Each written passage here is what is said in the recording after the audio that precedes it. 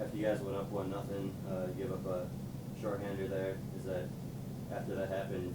Do you think it just weren't able to pick themselves up after that for the rest of that period? I don't know. I mean, last 3 games we scored first and lost, so I don't know if it's the kiss of death for this group as far as relaxing. You know, after we get one and we feel like it's just going to go from there. We had 2 wide open cages to put it to 2-0 and didn't capitalize.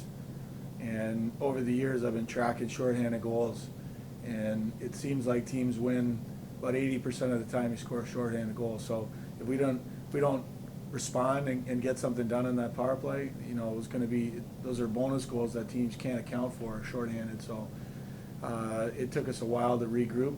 Took a couple of players sparking us to get moving in the third period, and thought we came out and, you know, and competed. We outshoot them 15-4 in the third period because we competed and we executed. And, you know, too much, too late. Yeah, one of those players seemed to be Sarah Schmidt, who made a really nice play in that goal, wrap around there. Is that kind of the way you guys got to come out tomorrow, play the way you did in the third period? Yeah, I mean, you know, I think Sarah's an example of that. I think somebody like Becky Alice is an example of that. You know, Becky plays on the back end for us. She plays up front. She's all over the ice, but she plays with heart, and she plays to execute and go after the game the way it needs to be played. You can't play the game timid. You can't play the game afraid to lose. And, you know, Becky's beyond that. Sarah's beyond that. We got some players that still have to figure that out. And when we get all players thinking that way, then we might be in a good spot. But until then. Lastly, it got a little messy out there at the end. What happened out there, and what do you think it's going to have an effect on tomorrow? I don't really know what happened, to be quite honest. All I know is that there were players taking liberties with our players.